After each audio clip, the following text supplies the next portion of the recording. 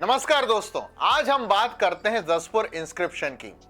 Dashpur inscription से related MPPSC ने लगातार 3 बार क्वेश्चन पूछे।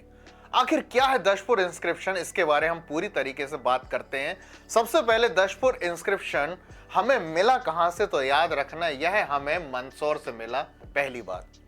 दूसरा, इसे किसने खोजा, तो याद रखना इसे खोजा सर जॉन फ्लीट ने 1885 में। ठीक है, दशपुर मंदसौर का पुराना नाम है।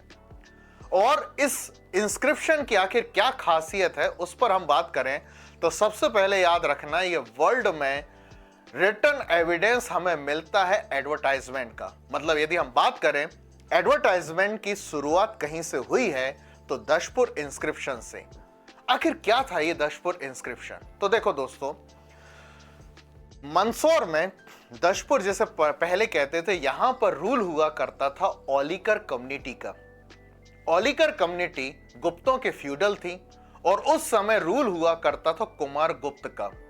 तो औलिकरों के समय यहां पर मंदसौर में लाट प्रदेश गुजरात से आकर के एक कम्युनिटी बसी जिसे तंतुवया कहते थे। तंतुवया रेशम की साड़ियां, रेशम के कपड़े बनाने वाले वीवर्स को कहा करते थे तंतुवया। इस कम्युनिटी के द्वारा एक मंदिर बनाया गया दशपुर मंदसौर में, और वो मंदिर था कौन सा दोस्तों, सन टेम्पल।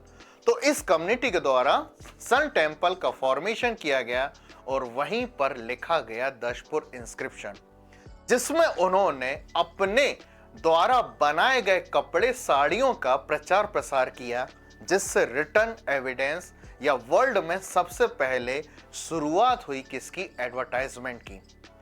इस एडिट को लिखने वाले यदि कोई शख्सियत थे तो याद रखना इसे लिखा था वत्स भट्टी ने, जो एग्जाम में पूछा गया। आज ये एडिक्ट रखा कहां पर है, तो यदि आप इसे देखना चाहते हैं तो ग्वालियर म्यूजियम में ये मौजूद है।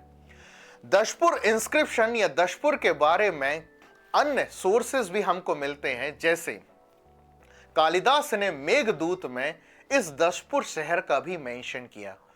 वहीं एक फेमस ग्रीक बुक जिसका नाम है पेरिप्लस ऑफ एरिथियन सी, इस बुक में मंदसौर को मेनंगल के नाम से कहा गया है। तो मंदसौर दशपुर ऐतिहासिक रूप में सबसे ज्यादा प्रसिद्ध था।